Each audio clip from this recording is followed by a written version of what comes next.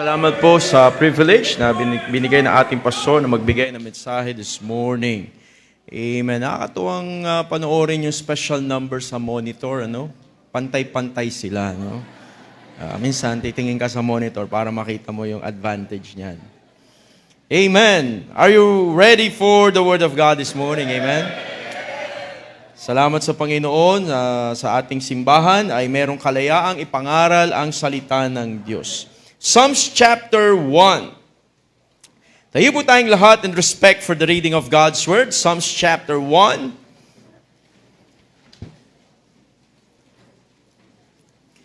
Basahin po natin verse 1 hanggang verse number 3. Salamat sa mga bisita na kasama natin this morning at kayo po ay nagpaunlak sa imbitasyon na ngayon ay makasama sa aming panambahan. Psalms chapter 1, verse number 1 hanggang verse number 3. Basahin po natin ng sabay-sabay. Andiyan na po kayo, amen? Amen. Verse 1, ready you read. Blessed is the man that walketh not in the counsel of the ungodly, nor standeth in the way of sinners, nor sitteth in the seat of the scornful. But his delight is in the law of the Lord, and in his law that he meditate day and night. And he shall be like a tree planted by the rivers of water, that bringeth forth his fruit in his season. His leaf also shall not wither, and whatsoever he doeth shall prosper. There's a reason bakit ito yung nilagay ng Panginoon sa aking puso na ibigay na mensahe ngayong umagang ito. Alam ng Panginoon na meron dito sa kalagitnaan natin, most probably baka ikaw ay nalulungkot. Baka ikaw ay may problema. Or baka ikaw ay may pinagdadaanan. Or meron kang mga alalahanin sa iyong buhay. So ito po'y encouragement ng Panginoon para sa bawat isa sa atin. A very simple message this morning, blessed like no other else. Have you experienced that in your life?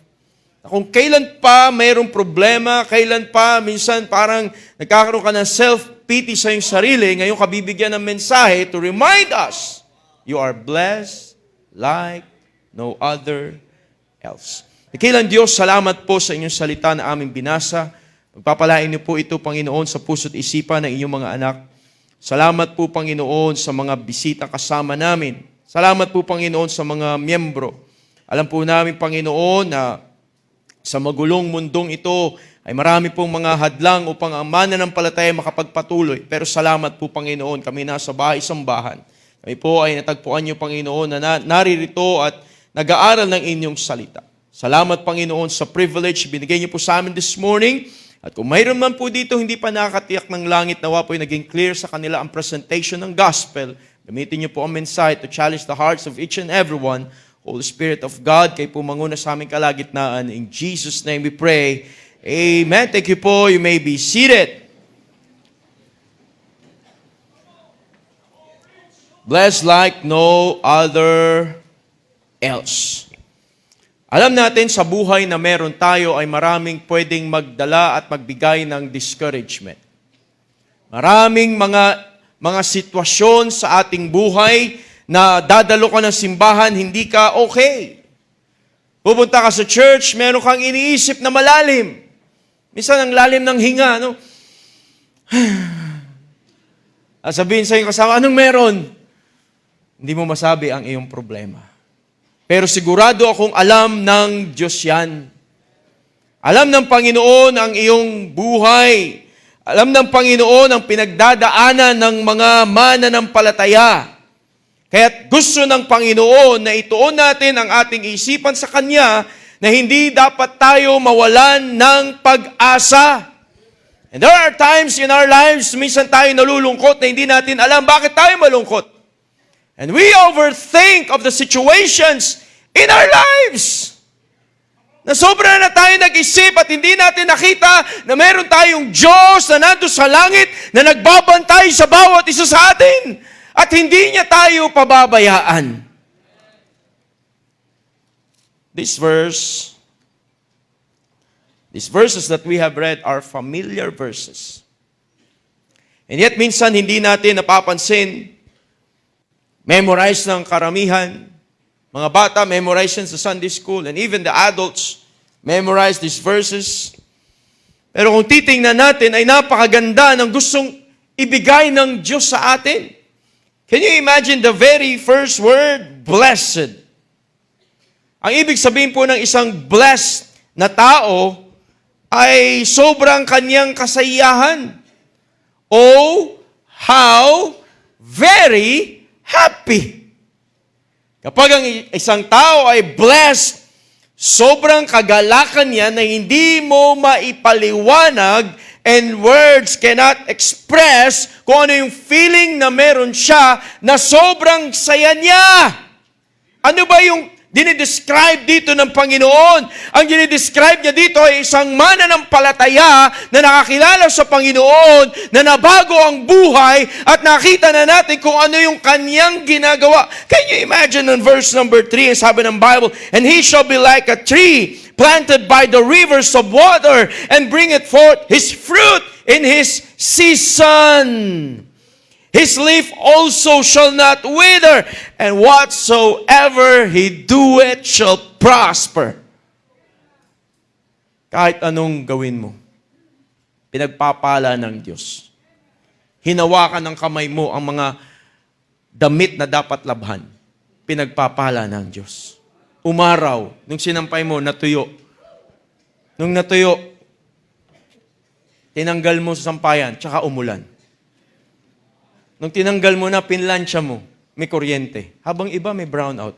Grabing provision ng Panginoon yan, ano?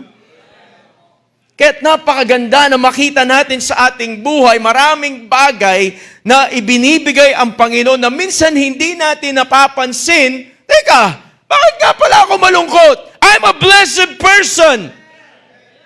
Na hindi naman nila nararanasan yan katulad ng nararanasan ko. Tulad sa mga bisita natin ngayon. Sabi nila, grabe pala itong lugar na to. Ang daming masasayang tao. Ang dami ring mayayaman na mga tao. Kita nila yung mga damit, yung mga barong, yung mga necktie. Hindi nila alam yung iba ay nabili lang natin sa ukay-ukay. Mababaw lang ang kaligayahan natin. Hindi yung mga malalalim na nakatingin sa kung ano ang meron ng mundo. Kaya't masaya na tayo ay magtipon sa bahay-sambahan at makikinig muli ng salita ng Diyos at ibabalik ng Panginoon sa tamang kaisipan dahil pag tumingin ka sa mundo, madi-discourage ka, malulungkot ka, maliliit ka, pero pag tumingin ka sa salita ng Diyos, makikita mo kung paano ka pinagpapahalagahan ng Diyos. Because we are blessed like no other else. Sir, bakit po ako may problema? Kahit may ganyang verse. Dahil yan ang pagkakataon ng Diyos sa buhay natin. Mas matindi nga yun eh. Kaya sabi, ba't ka masaya? Alam kong ba't ka masaya. May bago kang sapatos. Ba't ka masaya? May bago kang damit. Ba't ka masaya? Bagong bahay mo. Ba't ka masaya? May bago kang sasakyan. Pero yung, ba't ka masaya? Di ba may problema ka? Ba't ka masaya? Di ba alam ko nangyari sa buhay mo? Ba't ka masaya? Ano? Masaya ka pa rin? Di ba namatayan kayo? Ba't ka masaya? Ang bait niya. Sana kunin na siya ni Lord. Yun ang pinag-pray namin. Hindi ganun. Ang mananampalataya, masaya kahit may problema. Masaya, may blessing, pero kahit may problema, ay masaya pa rin. Yan ay pagkakataon ng Diyos sa bawat isa sa atin. Kung ngayong umagang ito, ikaw ay pumunta sa bahay-sambahan na ikaw ay malungkot. But God is reminding you this morning na meron siyang mensahe para sa iyo to remind you that you are a blessed person. You are blessed like no other else. May mga taong may problema, hindi kayang solusyonan ang kanilang problema. Gamitin man nila ang talino nila, gamitin man nila ang resources na meron sila, but still, they have that problem at hindi nila alam kung paano babalik yung tuwa sa kanilang mga puso, yung ngiti sa kanilang mga labi, yung mata, nakita mong masaya sa Panginoon. Tanging Diyos lang ang makapagbibigay niyan. Because we are blessed like no other else. 3 simple statements this morning. Number one, we should be amazed how blessed we are just to be saved. Saved. We should be amazed how blessed we are just to be saved. Are you saved this morning? Are you 100% sure that when you die, you will go to heaven? Are you heaven-bound? Kung ikaw ay heaven-bound, kung ikaw ay ligtas na, yung pagiging ligtas natin ay hindi basta-bastang nangyari sa buhay natin dahil makikita natin mula sa salita ng Diyos that we are really a blessed person.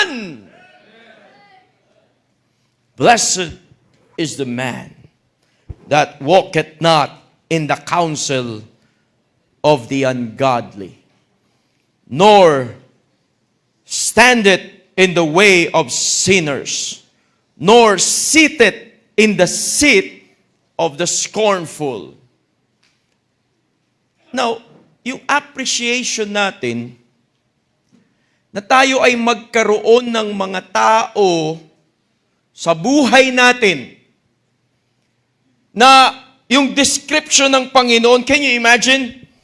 Blessed is the man that walketh not in the counsel of the ungodly. Counsel of the ungodly. Alam niyo po yung boses na meron ang mundo?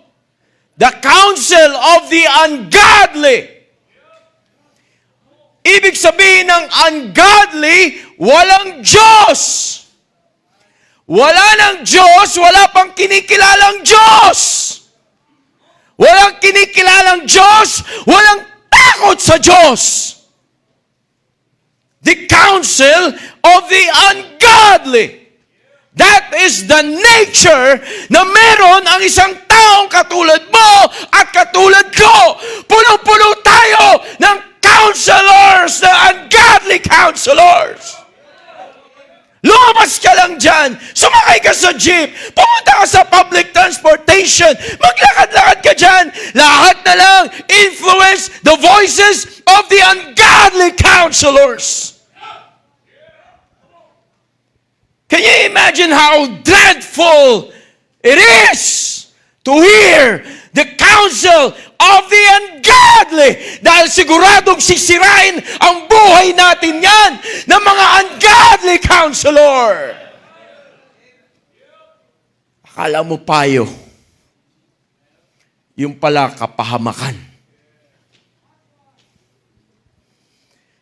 At yung realization natin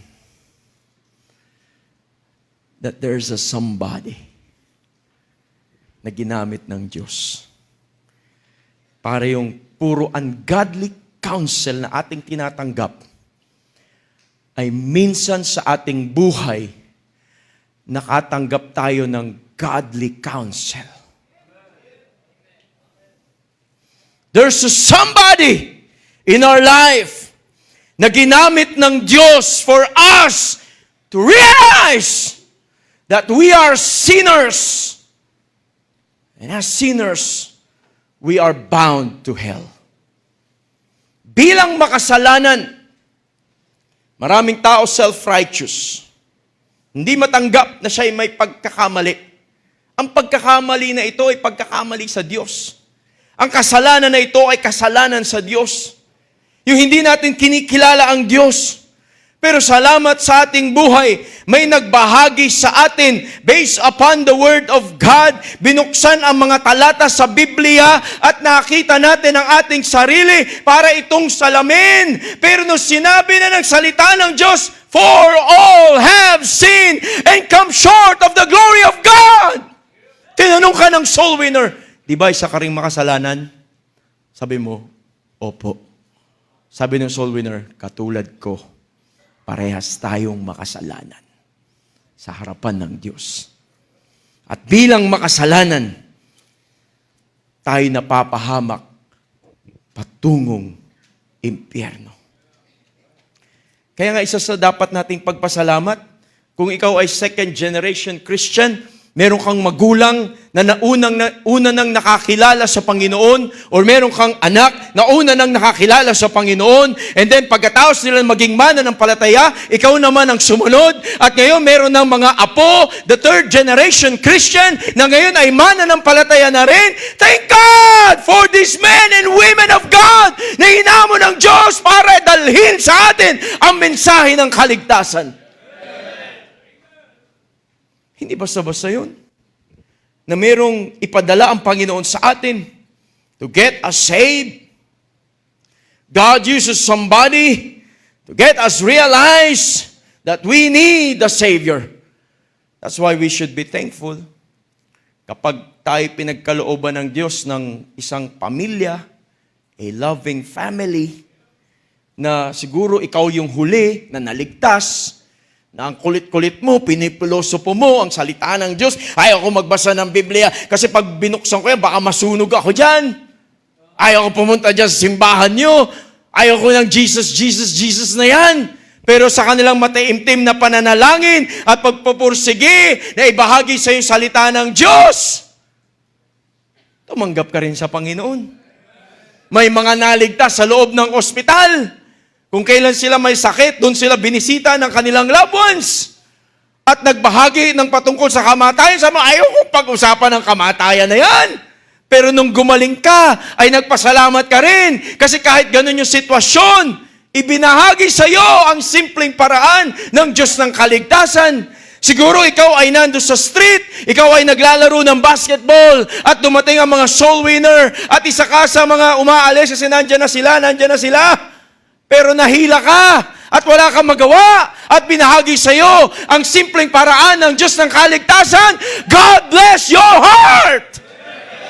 Merong ginamit ang Diyos sa ating buhay. We have a loving family. We have loving friends. We have loving parents. We have a loving pastor na walang sawang nangangaral ng salita ng Diyos. I remember his preaching, hell is real. Hell is real. In hell there's fire. In hell there are worms that dieth not. And fire that can never be quenched.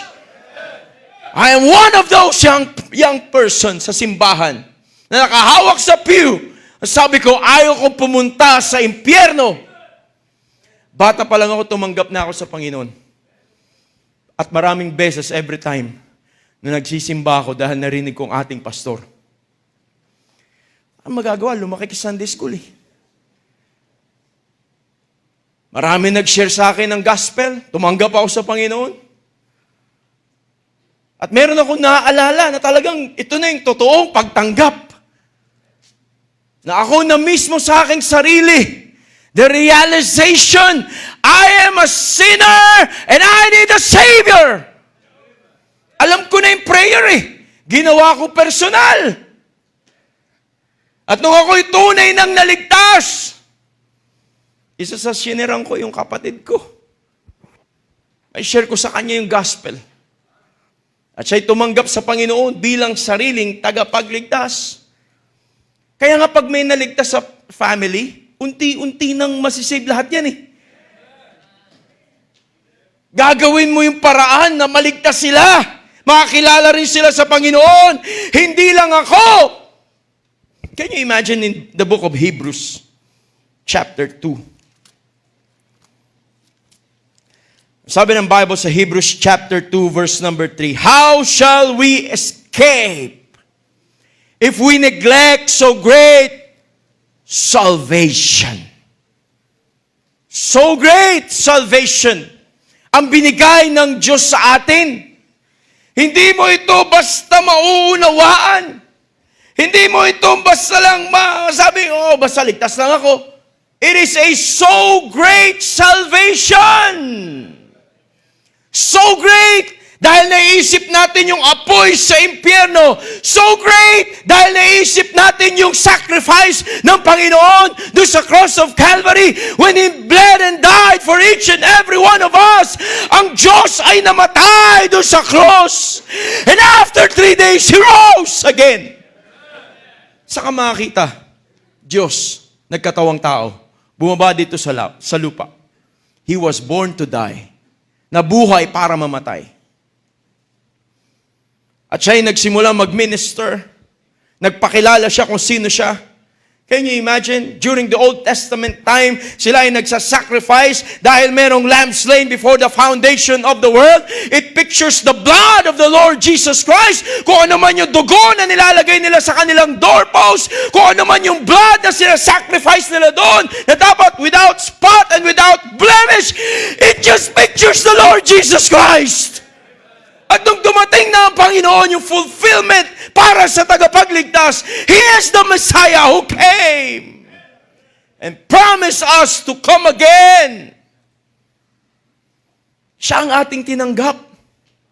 Paano pa tayo makakaiwas sa impyerno? Ang sabi ng iba, siguro pag ako naging mabait, sa langit na ako pupunta. Hindi yan ang paraan ng Diyos ng kaligtasan. Siguro pag ako'y parati na nagsisimba, sa langit na ako pupunta. Hindi yan ang paraan ng Diyos ng kaligtasan. Siguro kapag ako'y nanalangin ng 10 beses, sa langit na ako pupunta. Hindi yan ang paraan ng Diyos ng kaligtasan. Ang paraan ng Diyos ng kaligtasan ay walang iba kung hindi ang Panginoong Kristo mismo. Ang sabi ng Panginoon sa John chapter 14, verse number 6, I am the way, the truth, and the life. No one cometh unto the Father but by me. He's talking about Himself. Do you have the Lord Jesus Christ in your heart? God loves you so much. Binigay niya ang kanyang nag-iisang anak. There's a song in our songbook. And for sure, hindi ko po ito kakantahin. Babasahin ko po. There's a song in our songbook na hindi maaawit ng mga anghel na nagrebelde sa Panginoon. They have sinned against God. At hindi sila ni-rescue ng Panginoon. Nung tayo ay nagkasala, tayo ang ni-rescue ng Panginoon. Bumaba siya dito, God became a man to save each and every one of us. And one of these days, we are going to sing this song, pero mga anghel, hindi nila maawit. Kasi hindi na naunawaan eh. Tayo, naunawaan natin. Ang title nitong song na to, Amazing Grace. Amazing Grace, how sweet the sound that saved a wretch like me. I once was lost, but now I'm found. Was blind, but now I see. Can you imagine yung biyaya ng Diyos sa ating buhay? It's amazing! Hindi ko maipaliwanag bakit Panginoon, bakit ako ang iyong niligtas? Can you imagine? Noong ang Panginoon nandun sa cross, ikaw at ako ang kanyang nasa isip. Yung forgiveness na hiningi ng Panginoon para sa atin, sabi niya, Father, forgive them, for they know not what they do. Kaya nga yung artist concept na nakikita nila ang Panginoon nakapako, hindi po siya yun. Ang tingnan natin yung Bible natin. Our Lord Jesus Christ, He was lacerated. Punit-punit ang katawan ng Panginoon nung siya ay nandun sa cross at walang gustong tumingin sa Panginoon Kristo. The cat o 9 tails na hinahagupit sa Kanya at higitin yon. That's why He was lacerated. The crown of thorns na nilagay sa ulo ng Panginoon. Can you imagine the King of Kings and Lord of Lords? He was humiliated. Nung nilagay siya sa cross, Hindi dapat siya ang nandun. Meron dapat ilagay doon. And it represents each and every one of us. Ikaw dapat yon, ako dapat yon. Pero dahil sa pag-ibig ng Diyos, for God so loved the world that He gave His only begotten Son, that whosoever believeth in Him should not perish but have everlasting life. Naisip po ba natin yun na nasa isip ng Panginoon? Ginagawa ko to kasi mahal kita. Iniibig kita. Nandito ako para sa iyo. Kaya hindi natin pwedeng i-reject ang Panginoon. Doon tayo magkakaroon ng pag-iisip. Tama, mali ako. Tama ang Panginoon. I need to receive Him into my heart as my Lord and personal Savior. Are you blessed? If you're a born-again believer, you are blessed like no other else. You are not bound to hell anymore. Sarado na ang pintuan ng impyerno at bukas ang pintuan ng langit. In any moment, darating sa atin ang tinatawag na kamatayan. Alam natin 100% sure that when we die, we will go to heaven. God promised us eternal life. Ang eternal life, hindi na mawawala. Eternal life. Only one life, so soon it will pass. Itong buhay na to, lilipas. Pero pag may eternal life ka, there's life after death. Ang pinakamaganda, sasalubungin pa tayo ng Panginoon. We should be amazed how blessed we are just to be saved. Number 2, we should appreciate how blessed we are to be a servant of the Lord. We should appreciate how blessed we are to be a servant of the Lord.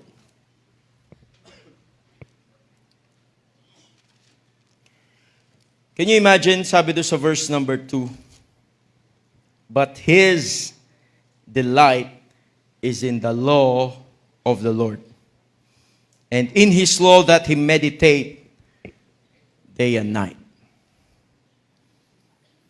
Subukan mong pag-aralan ng salita ng Diyos. At tuturuan ka ng Diyos na maglingkod ka sa Kanya. Pag ikaw ay naligtas, ikaw ay naging mananampalataya, the first step of obedience is to follow the Lord to the water of baptism. At bilang miyembro ng simbahan, hahamunin ka ng Panginoon through the pages of this book that you really need to serve God. Dahil ang conclusion na gusto ng Panginoon is to serve Him. Keep His commandments. For this is the whole duty of man.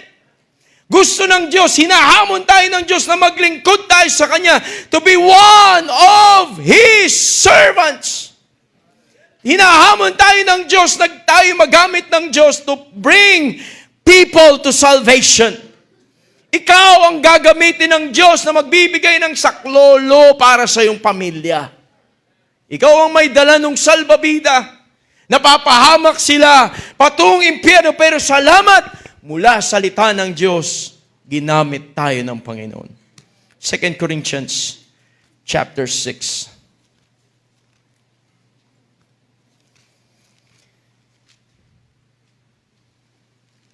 Second Corinthians chapter number 6, verse number 4.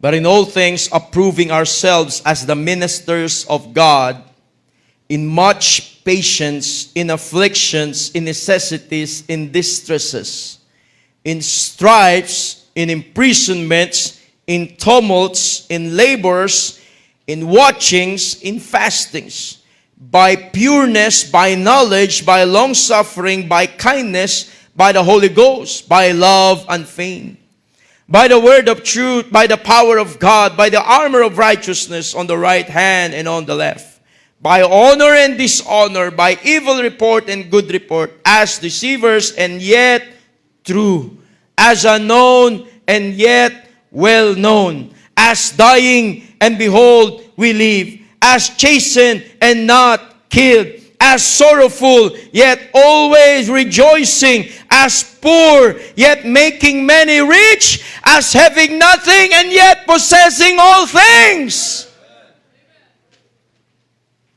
Hindi tayo maliit lang sa tingin ng Diyos. Alam ng Diyos ang pinagdadaanan mo. Alam ng Diyos kung anong buhay meron ka. Kahit ang gusto ng Panginoon, tayo ay maglingkod sa Kanya. Ano man yung nararanasan natin, we should keep that spirit. Can you imagine how the Lord encourages each and every one? Anong mga, di ba, andun yung contrast ng klase ng buhay. Sabi ng iba, bakit kung kailan pa ako naging mananampalataya, tsaka pa ako pinersecute? Bakit kung kailan pa ako nag-surrender sa Panginoon, tsaka ko pa nararanasan na ayaw ng pamilya ko, na ako ay magpatuloy sa simbahan? Bakit kung kailan gusto ko pang aayusin ang aking paglilingkod sa Panginoon, tsaka pa ako na-pressure ngayon sa aking school?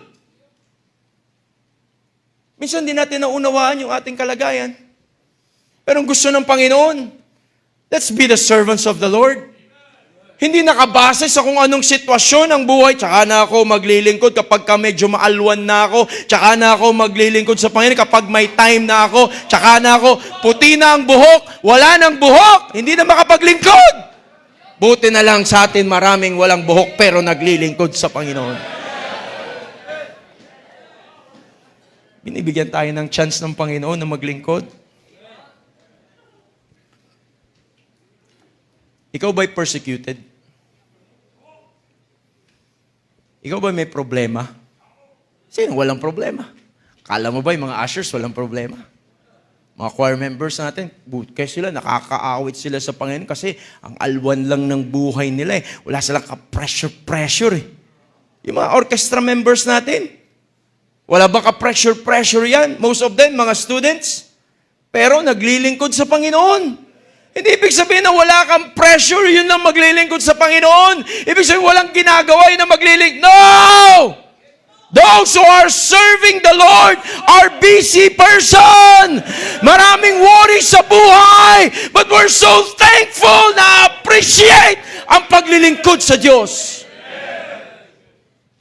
Yun lang mapabilang ka to be one of the frontliners of this church. What a great blessing.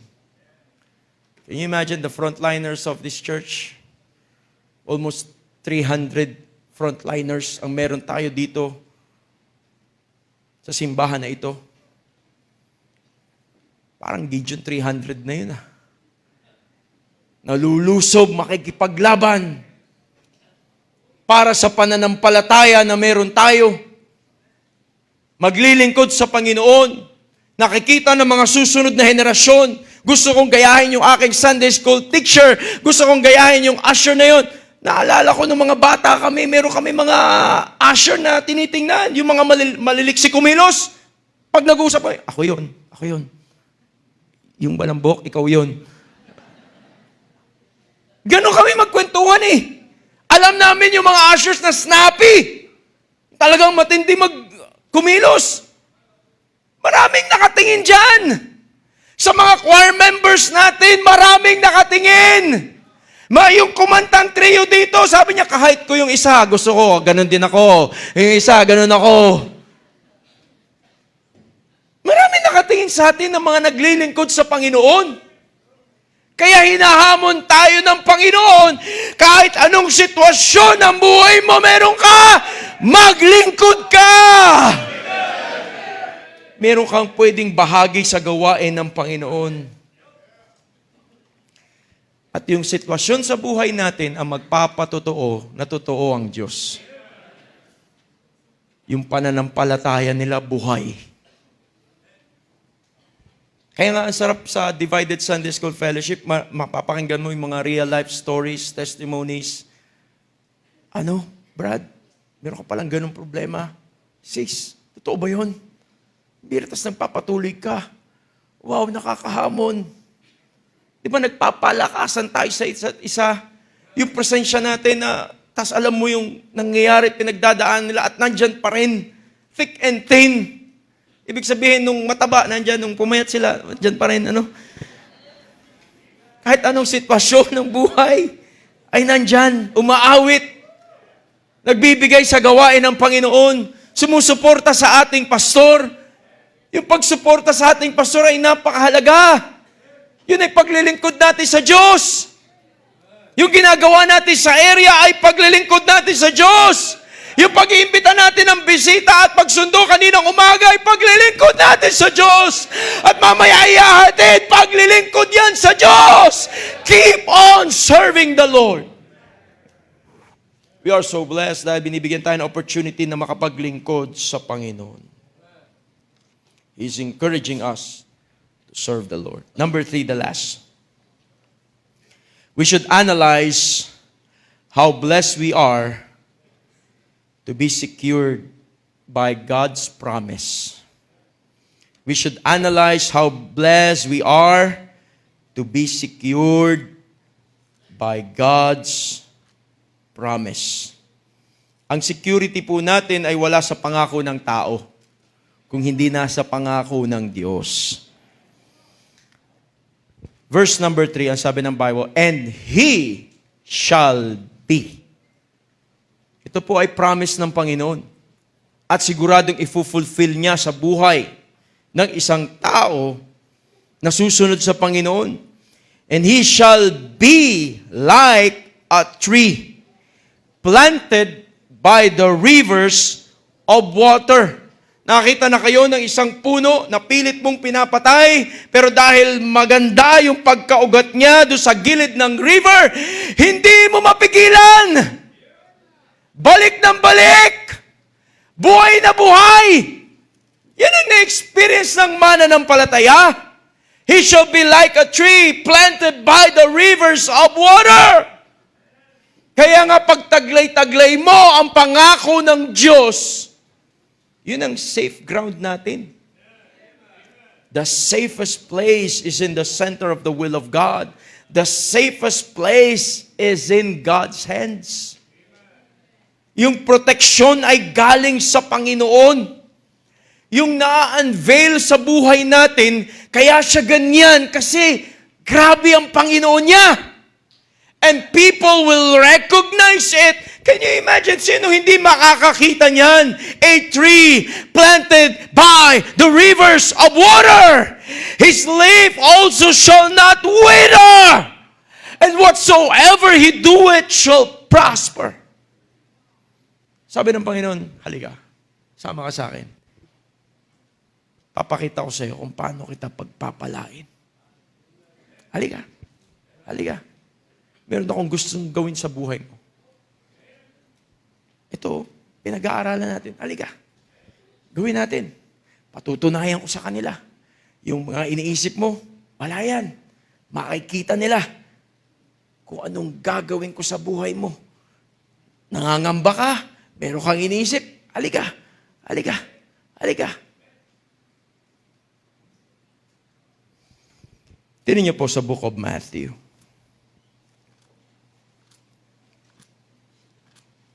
Matthew chapter 23.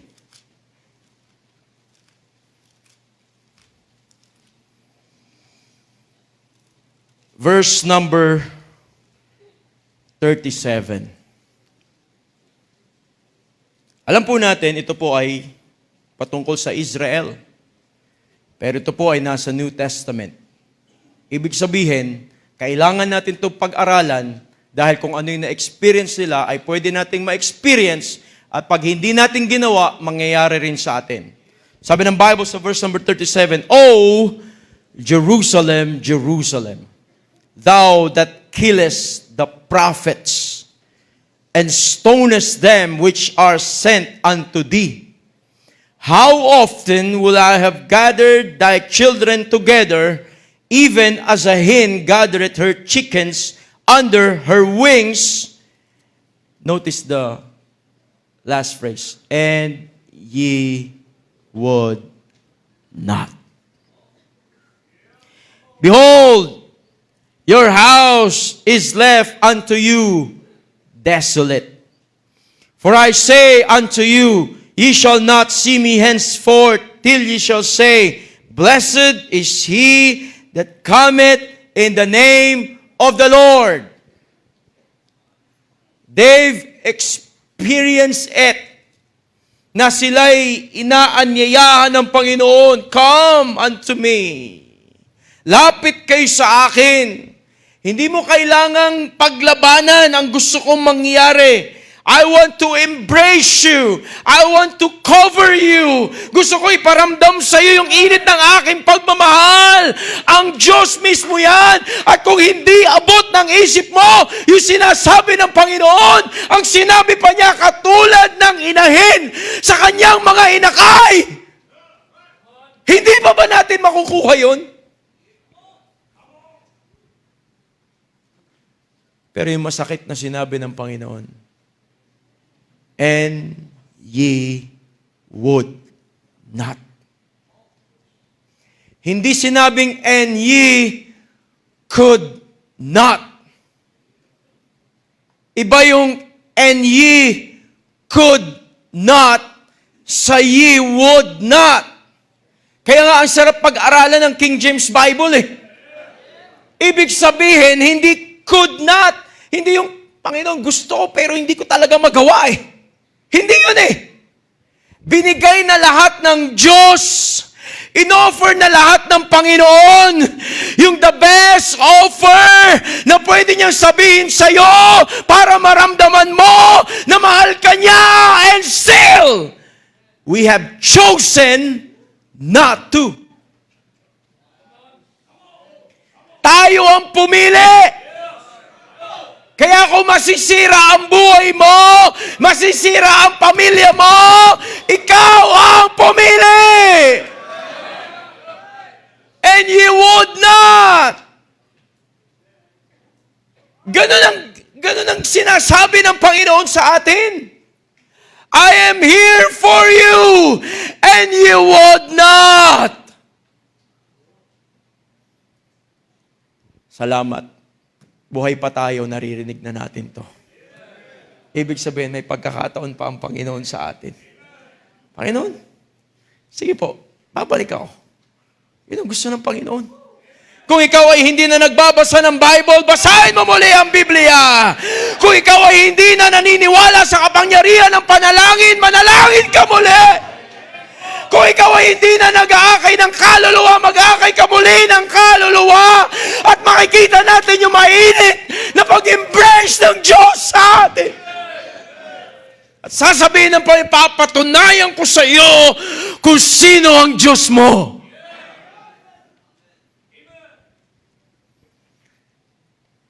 Nakalimutan na ba natin how blessed we are? Teka, meron nga pala akong Diyos. Pwede ko nga palang ipag-pray to. Anong iniiyak-iyak ko? Itong namamroblema ko, dumadami patuloy ang guhit sa noo ko. Hindi ko naman dapat ito iniisip. Ba't ako na-stress? Pwede ko namang ibigay sa Panginoon, casting all your cares upon Him, for He careth for you. Ibibigay ko sa Panginoon. At hayaan ko ang Panginoon ay gumawa sa aking buhay. Panginoon, bakit ba ganito? Gusto mo ako ma-revive? Bakit? Kung ikaw ay napapalayo sa Panginoon at naisip mo gusto ng Diyos ma-revive ka, lugi ka ba dun? Pag na-revive ka, maraming maliligtas. Pag ma-revive ka, hindi mo alam, baka isa sa miyembro ng pamilya mo ay gagamitin ng Panginoon, magiging preacher, magiging missionary, magiging great soul winner. Hindi natin alam eh. Pero sabi na pa, halik kayo rito, oh, Jerusalem, Jerusalem! Hindi pa ba tayo na natututo kung ano yung nangyari sa kanila? Sabi ng Panginoon sa verse 13, Behold! Your home is left unto you desolate. Tingnan mo. Sabi mo, Panginoon, ako na pong bahala sa buhay ko. Sabi ng Panginoon, o tingnan mo, ano nangyari sa'yo? Desolate. Akala natin tagumpay na tayo, pero sabi ng Panginoon, desolate. Sabi natin, Panginoon, I'm blessed kasi I have this gifts, I have this resources, I have this treasure. Sabi ng Panginoon, desolate. Hindi yan yung gusto kong blessing na nasa iyo. Ang liit lang ng tingin mo, ang laki ng tingin ng Diyos. Kaya nga mas lalo tayo magsusurrender sa Panginoon.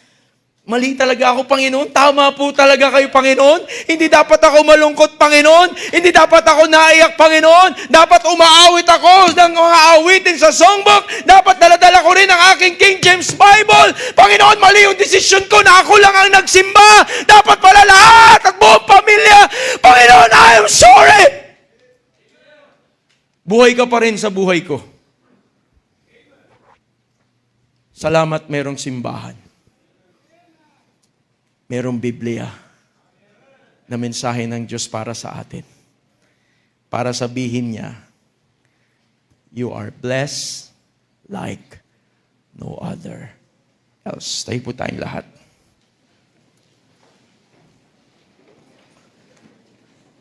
Meron po tayong mga bisita. Somebody will share to them God's simple plan of salvation. Sama po kayo sa kanila. Somebody will guide you. Meron po tayong mga nagdesisyon na sumunod sa tubig ng bautismo. Sila po ang unang lalabas. Mga kalalakihan pupunta doon sa FR building. Sa mga kababaihan, meron po tayong baptistry dito po sa auditorium.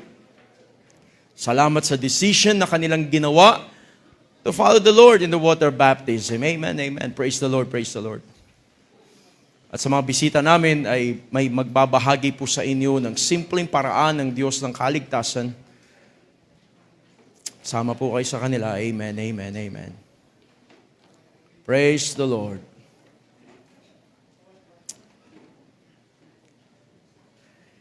Amen, amen. Ayaw naming mamiss ang opportunity na ito na maging clear para sa inyo ang simpleng paraan ng Diyos ng kaligtasan. This morning,